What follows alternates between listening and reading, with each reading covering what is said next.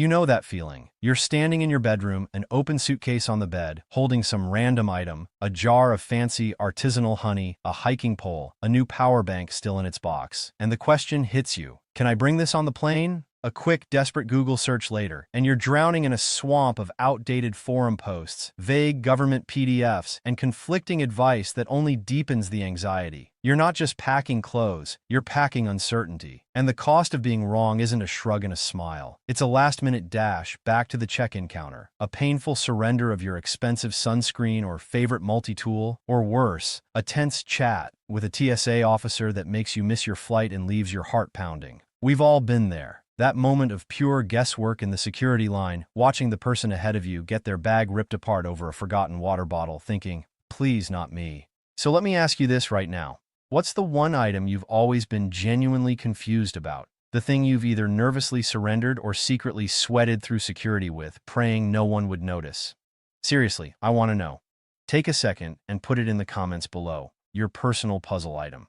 Because I guarantee by the end of this, we'll have solved it, and your next packing job will be done with the calm confidence of a spy who's memorized the blueprint. Stick with me, because we're going deep, past the basic lists, into the logic, the loopholes, the officer's mindset, and the shocking number of things people get wildly wrong every single day. First, let's wipe the slate clean of everything you think you know. The Transportation Security Administration, the TSA, isn't some monolithic, infallible oracle. It's a massive organization staffed by humans, operating under a constantly evolving framework of rules that are part science, part protocol, and part judgment call. The biggest mistake travelers make is treating the rules like a simple yes-no list. They're not. They're a risk assessment, a game of probabilities played with X-ray machines and behavioral analysis. Your goal isn't to match a list. It's to understand the game so well that you move through it invisibly. Let's start with the sacred text, the 3-1-1 rule for liquids. Everyone knows it. 3.4-ounce bottles, 1 quart-sized bag, 1 bag per passenger. It's recited like a travel mantra, and almost everyone misunderstands it profoundly. The rule isn't about the size of the container you bought it in. It's about the physical volume of liquid inside. That giant, nearly empty shampoo bottle with only an ounce left. Technically, the container is over 3.4 ounces. It's getting tossed. That fancy solid shampoo bar. That's not a liquid or a gel, it's fine. The line between a liquid and a solid is where the drama lives. Peanut butter? That's considered a gel. It's a no-go in large quantities. Spreadable cheese, gel, jams, jellies, pouches of applesauce, yogurt, hummus, all gels. The TSA uses a simple test. If you can spill it, spread it, spray it, pump it, or pour it, it's likely a liquid or gel. This is why that seemingly solid snow globe you got from Niagara Falls is a problem if it holds more than 3.4 ounces of liquid. The container size, again, is what matters. But here's where your research fails you and experience matters. The enforcement is visual and fast. The officer at the divestiture table is looking for two things: oversized containers and too many items. They see your Ziploc bag bulging like a stressed balloon. They're pulling it. They see a rogue toothpaste tube sitting outside the bag next to your laptop. They're pulling your bag. Consistency is key. Pack your liquids bag last so it's on top of your carry-on. When you get to the bin area, you take it out first, before your electronics, before your shoes. You lay it flat in a bin, maybe even by itself. This is a signal. It says, I am a prepared traveler. I have followed the protocol. My bag is predictable.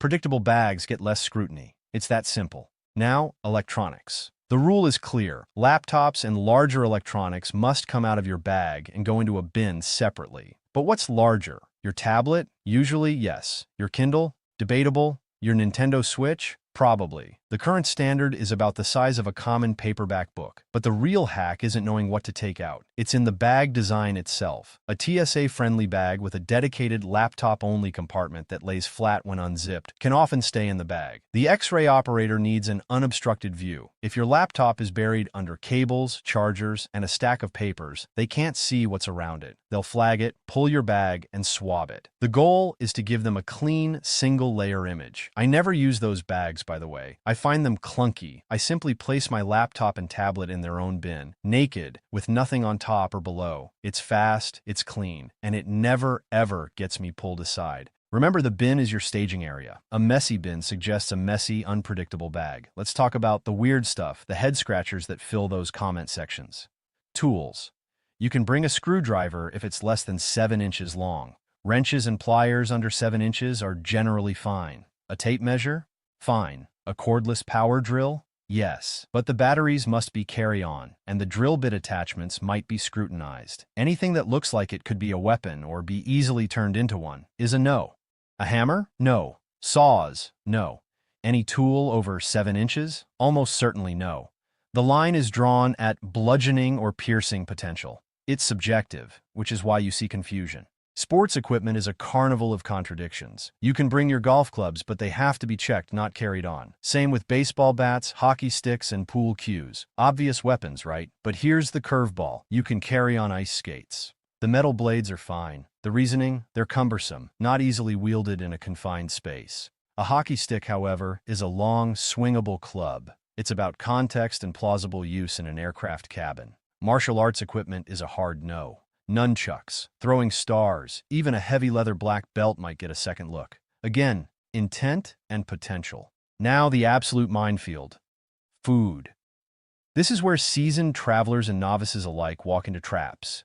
We covered spreads and gels, but solids are generally fine. Sandwiches, fruit, baked goods, candy. The problem is, generally, a TSA officer is not a customs agent. They don't care about agricultural restrictions for your destination. That's for customs and border protection on your arrival. The TSA cares about the security threat. So that juicy peach is fine for TSA, but you might have to eat it before landing in Hawaii or California due to state agricultural laws. The confusion arises with foods that are ambiguously liquid. A wheel of brie cheese, solid. A tub of brie spread, gel. A jar of olives in brine. The olives are solid. The brine is a liquid over 3.4 ounces. That whole jar is prohibited. Soup? Obviously no, unless it's a frozen solid. And this is key. If it's frozen solid when you go through screening, it's allowed. It can thaw in the air. This is a little-known trick for transporting special foods, but it's a gamble. If your ice pack thaws and the soup becomes liquid, you'll lose it. I once saw a man nearly cry over a surrendered gallon bag of his grandmother's frozen gumbo at Newark Liberty. He thought he'd cracked the code. He didn't account for a 3-hour pre-boarding delay. Which brings me to the single most important principle in all of this. The TSA officer's discretion is final. The rules provide a framework, but the human being looking at the X-ray or rifling through your bag has the ultimate authority. This is not a court of law. Arguing with them is the fastest way to go from a simple item surrender to a missed flight and a deeper screening. Their job is to assess risk. Your job is to not look like a risk. This is a behavioral game as much as a procedural one.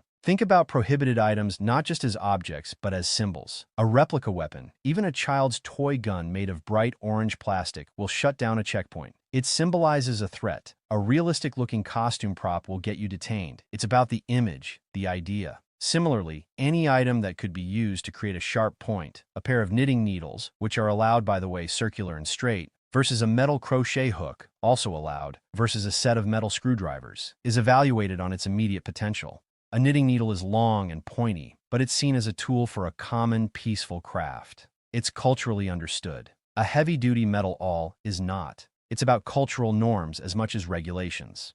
Let's dive into the controversial, electronics and data privacy.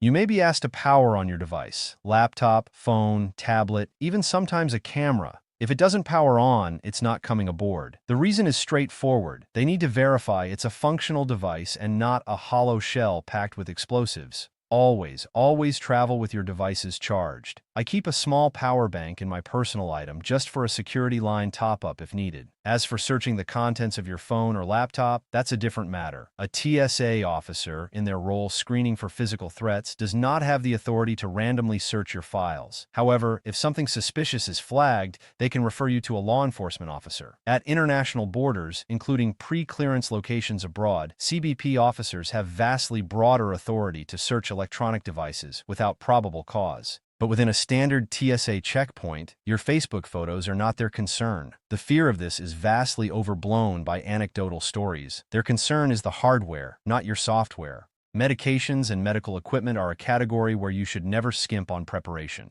You are allowed to bring medically necessary liquids, gels, and aerosols in reasonable quantities exceeding 3.4 ounces. This includes saline solution, liquid antibiotics, insulin, gel ice packs, etc. But you must declare them to the officer at the start of the screening process. Don't bury them in your bag. Have them in a separate, easily accessible pouch. It's wise to have them clearly labeled, and carrying a copy of your prescription or a doctor's note, while not strictly required, can smooth over any questions. This is one area where announcing your situation is beneficial. For things like CPAP machines or portable oxygen concentrators, you can generally bring them on board in addition to your standard carry-on allowance. Check with your airline ahead of time, but the TSA is accustomed to these. The key is communication, not concealment.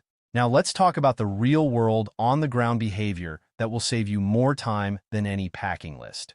First, the checkpoint is a production line. Your role is to be an easy-to-process widget. Be ready. Have your ID and boarding pass, physical or digital, in your hand before you reach the document checker. Don't be the person fumbling through a backpack while a line stacks up behind you. As you approach the bins, you should already be taking off your jacket, your belt, if it has a metal buckle, your shoes if you're not in pre-check, and emptying your pockets completely, not just your wallet and phone, but the loose change, the tissue, the lip balm. Every metal item in a pocket is a potential trigger for the walk-through metal detector or body scanner, which means a pat-down. A pat-down is a time-consuming, invasive process for everyone involved. Avoid it. I wear slip-on shoes and clothes with minimal metal. I transfer everything from my pockets into my carry-on bag before I get in line. I walk through the scanner with empty pockets and clean hands. Speaking of pre-check, global entry, and clear, are they worth it? From a pure rules perspective, pre-check is the game changer. It doesn't change what you can pack, but it changes the screening process dramatically. You keep your shoes, belt, and light jacket on. You leave your laptop and compliant liquids bag in your carry-on. The line is almost always shorter and moves faster. For a frequent traveler, it's a no-brainer. It's a subscription to sanity. Global entry includes pre-check and speeds up international arrivals. Clear is a separate biometric identity verification service that lets you skip to the front of the ID check line, but you still go through either standard or pre-check screening. They address different parts of the bottleneck. The value is personal, based on your airport and travel frequency. But let's say you don't have pre-check. You're in the standard line. Watch the behavior of the officers. They are conducting layered security. One is watching the crowd, not the X-rays. They're looking for nervous behavior, inappropriate attire for the weather, people who are overly focused on the screening process rather than their own progression. Don't stare at the officers. Don't joke about bombs or threats. It's not original, and it will get you arrested. Be polite, be quiet, be efficient. Your demeanor matters. A friendly good morning and a nod can't hurt, but don't force conversation. They have a job to do. The bag search. If your bag is flagged, don't panic. It happens to the best of us. An officer will bring it to the search table, put on fresh blue gloves, and go through it. They are not trying to ruin your day. They are investigating an anomaly on the X-ray. Often, it's a dense, organic mass, like that block of cheese you forgot about, a tangled nest of wires, your collection of charging cables, or a geometry that obscures the view, a book next to a laptop. They will touch your personal items. They will move them around. They may swab the interior of your bag or the item itself for explosive residue. The swab goes into a machine that gives a result in seconds. If it's clear, you're repacking and on your way. Your role here is to be present and attentive, but not hands-on. Let them do their job. If they find a prohibited item, they will tell you. Your options are usually to surrender it, take it back to your car or airline check-in, or mail it to yourself from the airport. Many airports have mailing stations just past security for this purpose.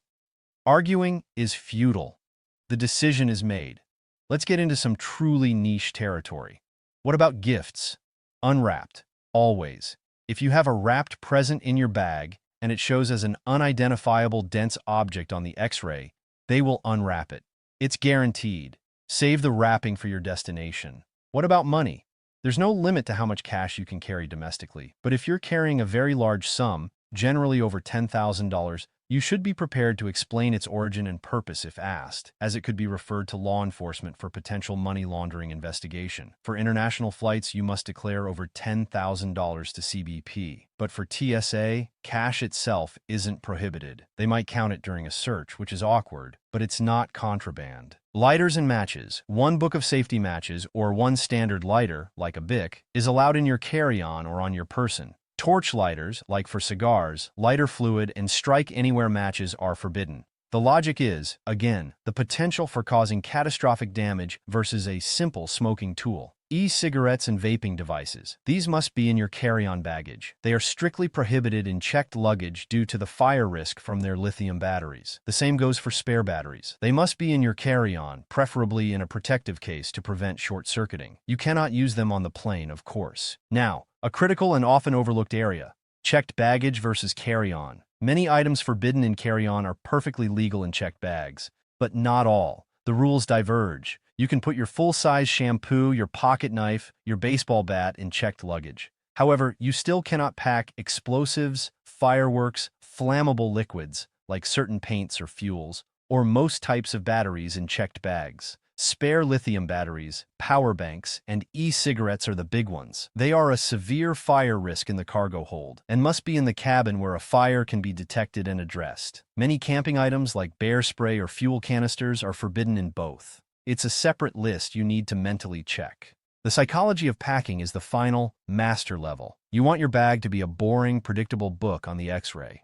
Layers of clothing are great. They appear translucent and uniform. Dense, complex electronics are suspicious. Pack your cables and chargers wrapped neatly in a small pouch, not tangled in a ball. Place larger, flat items, books, tablets, at the bottom of your bag, perpendicular to the direction it will travel on the conveyor. This gives the operator a clear baseline. Avoid packing items stacked directly on top of each other in a way that creates a confusing, overlapping image. Think lasagna, not burrito. You want distinct layers. And finally, the ultimate safety net. The TSA website and its "Can I Bring" feature. It is the official source, but even it has limitations. It gives you the baseline rule, not the human discretion. Use it as your starting point, not your Bible. When in profound doubt, the safest path is to check it, ship it ahead of time, or leave it at home. The stress and potential cost of losing an item is rarely worth the gamble. Travel, especially by air, is a series of negotiated freedoms. We trade some convenience and privacy for the collective safety of the tube of metal we're hurtling through the sky in. Understanding the TSA's rules isn't about blind compliance. It's about reclaiming agency within that system. It's about moving from a state of anxious guesswork to one of prepared navigation. You learn the patterns, you respect the process, and you pack not just your belongings, but your patience and your awareness. So the next time you're standing in that bedroom, holding that questionable item, you won't have to Google. You'll know. And when you glide through security without a beep, a pull, or a second glance, you'll feel that quiet satisfaction of someone who has mastered a small but meaningful part of the journey. Because the trip doesn't start at the gate. It starts the moment you close that suitcase, and with the right knowledge, you can make sure it starts smoothly, every single time.